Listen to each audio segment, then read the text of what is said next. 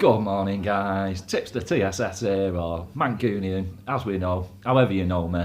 Welcome to Friday morning. Wipe the little tears out the corner of the eyes because it's the last day of Cheltenham already.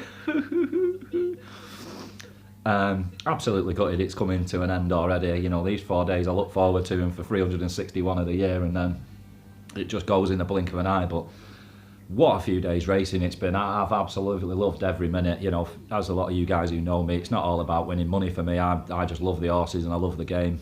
You know, and if betting wasn't a part of it, I'd still be a horse racing nut. You know, I've been going Cheltenham now since I was 13. You know, I think that was mid-90s. And I think, honestly, the last 2 days I've been there have been two of the most exhilarating, spectacular days of racing I think I've ever been a part of, and had the pleasure of actually being there. Getting within about 8 foot of Liz Early was pretty good as well. But yeah, what a few days racing it's been. I mean, let's just look over the 2 days I've been there. On the Wednesday, Altior, just what a machine that horse is. Didn't run particularly well, I didn't think, but so impressive. Just still dispatched them. And then Tiger Roll. This horse is unique. I've never seen a horse run so well in a Gold Cup, go and win a Grand National, should I say, and then, you know, that cross country, it absolutely obliterated him, and I think it'll go off as one of the shortest price favourites for a national again if it's definitely in it this year. I just can't see how it's out of the first five. With a clear round of jumping, you know, and not getting brought down, I just don't see how this horse isn't red hot favourite. So impressive, and I love that cross country race anyway, and just the way he just went about it was mind blowing for me. And then yesterday, you know, Paisley Park, a lot of people who don't know that horse were panicking, I'm sure, you know, 4 out when it starts hitting that flat spot. But, you know, if you know you're racing and you've watched it run, you know once it hits it and it comes out the other side, it sprouts wings, and that's exactly what happened. Looked unpromising, you know, in running you could have probably got a fat price turning down the hill, and then it just, afterburners on him, bang, just flew. Idled a little bit once at the front, but it just kept going away with a couple of smacks and a bit of rivalry. So that was mind-blowingly impressive. And then, you know, I had a little tear in my eye yesterday with Frodon and Bryony Frost. It's like my love for Little Rockefeller. I just love that horse, and Bryony Frost has just got such a special relationship with this horse. It's such a brave little warrior. And you know, my mates who I was stood with, they're going, it's going to get beat, it's been out in the front for too long. I was like, it won't, it'll just keep finding, shut up, it'll just keep plodding away. It'd take a good horse to go past that one and to put it in the distance. I just tip my hat to Bryony Frost and Frodon, because you know, it got my day going yesterday, and not just for financial reasons, but just what a special moment. And you know, how humble she is. You know, it was the same with Lizzie Kelly winning later in the day. These girls, one of the lads said to me, they're so much more humble, these women, than the male jockeys, and I think that's because they've just had to work so much harder to get decent rides. It's not easy for them, and I'm so chuffed for them when they manage to get decent rides, and they show that, you know, maybe it's the lads that should be getting a weight allowance these days, because these girls are good. You know, I referenced Josie Gordon the other day. I'm a massive fan of her on the flat, and I think she'll be champion flat jockey sooner or later. And maybe it's time for some of these girls over the jumps now. You know, Rachel Blackmore's a big flagship, you know, recent times, you know, along with Katie Walsh, Nina Carberry, you know, these girls who had been doing it for, you know, over a decade, and now you've got these newer girls taking over. Just so impressed, and I had a little tear in my eye yesterday for that one. I absolutely loved it. Yesterday's results, let's recap. First race, Kildisar. I knew he was a little bit out of his depth, but I just thought if he could scrub the jumping up, he'd have half a chance, and he just made a couple of mistakes that made it hard, and when they started to speed up, he just didn't have it there. So that was unplaced. Second race, Aaron Ladder went for a punt at a big price, and he ran an absolute cracker. Up in the van all the way. Just the last 2 furlongs, just didn't have the class to keep going up the hill. He just found it out. But I was happy at the price, you know, 33 to 1 or whatever we got on it. It ran better than a 33 to 1 shot. So although it was a loser, I was happy with that run. And then it was Frodon. You know, we got a nice 8 to 1 on that, and it won. You know, that was a highlight of the day for me, really. As well as Paisley Park, I had a nice half an hour there. And yeah, next race, my Nat Paisley Park absolutely hacked up, flew in. You know, couldn't have been more impressed, and you know, that was 2 winners on the bounce for us. And then in the next race, Diedro Vallis, another big outsider that I backed, and it ran an absolute stormer and just ran out of puff at the death, but still clung on in there for fifth, and got some nice each way returns at 33 to 1, 25 to 1, whatever price you managed to get. Next race, Scenario, it ran really well up to a point, and then just class told, and it just didn't have it. I thought it might have been the case, but you've got to take a chance in some of these races. I wasn't looking to get stuck in at short prices, and ran all right, but a bit disappointing in the end. And same goes for the last race. It's all guesswork. I was watching this horse really closely. I had a decent pitch in for the last race. Got the old binoculars out, just out the back popping away, and he looked like he was just absolutely cruising, and I thought he's just going to start making some moves, and a horse fell right in front of him, and he probably lost half a furlong off the back of it. And I think that's what told in the end, just completely when they were getting going. He was checked out of stride, and at Cheltenham you can't afford for that to happen. You've got to be a really special horse to just come back then and keep winning. So he was unplaced and a bit disappointing, because I thought we were going to get a nice run there, especially after watching the first circuit. But hey ho, it's been a decent 3 days so far. Not massively up, but doing a bit of damage.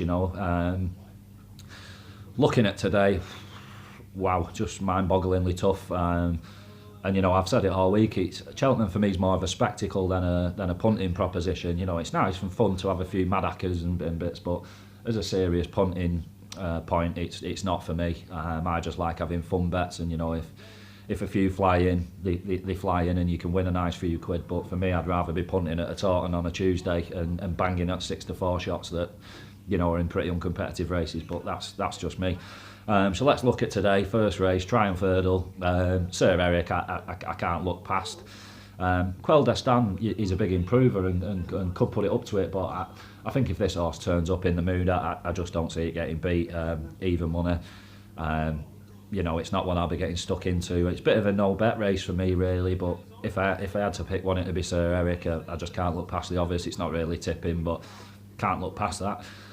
And Quel d'Estan maybe to be the main danger if you want to have a bet without the favourite or place only or whatever. Quel d'Estan maybe. The 210, the Randox Elf, Chitty Bello for me, I think could be interesting. He has the class form in this, definitely, and the conditions will suit.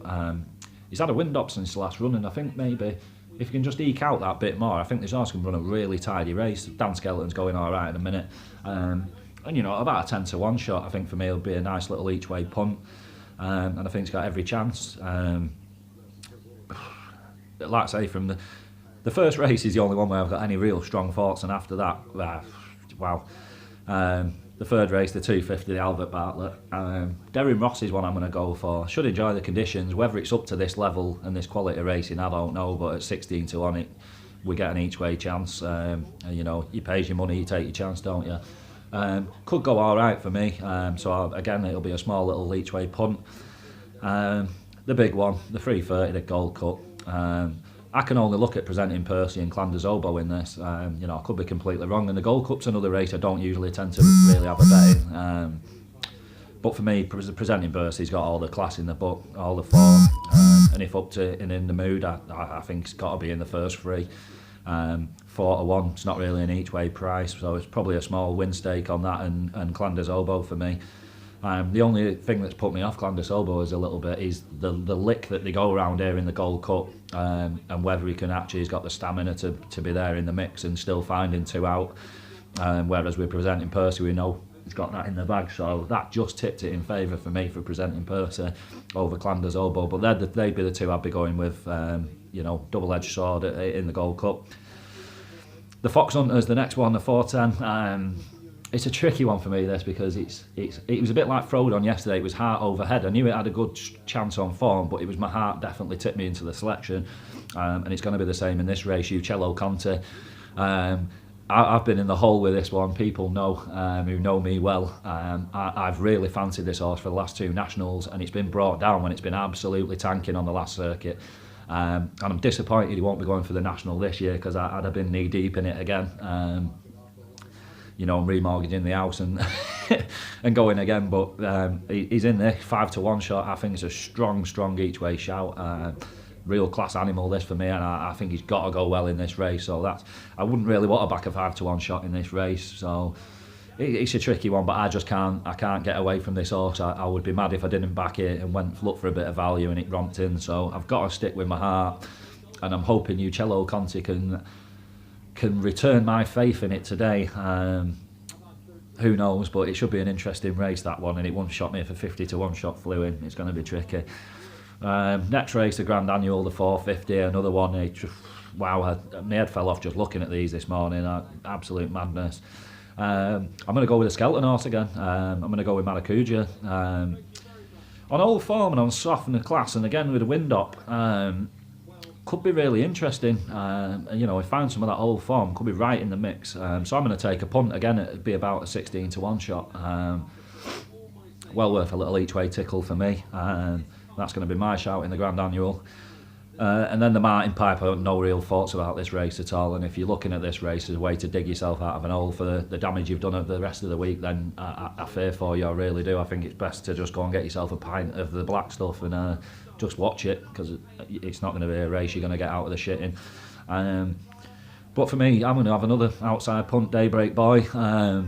Irish form, not sure, you know, it's tricky to read. Be about a 22-25-1 shot. So we're getting a good each way price to have a small swing at the bat.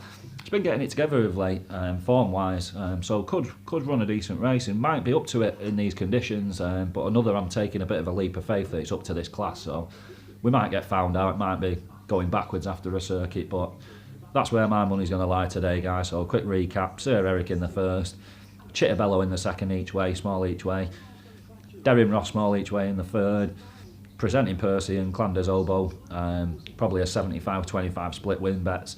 Chelts Conti, probably a small win bet on that. If we're only getting 5-1, it's not worth backing each way unless you're chucking it in Ackers or something. Next race, Maracuja, small each way, and the last race of the day, Daybreak Boy, 22-1, 25-1, small each way again. So that's me for today, guys. My hands are pretty much staying firmly in my pocket. I've done my work for this week. Today will just be fun bets for me, and you know, if we can pick up a couple of places or maybe a cheeky winner, I'll be more than happy. And it's been an absolutely wonderful Cheltenham, and I just can't wait for today. Hope you've really enjoyed, guys. Hope you've been managing to peel a couple of quid back into the old bank account. And best of luck to you today, whatever you're on. Take it easy. Have a lovely Friday, enjoy the Gold Cup and the spectacle of the last day at Cheltenham, and if you don't, at least try and have a nice weekend. Si signing out, take it easy, guys.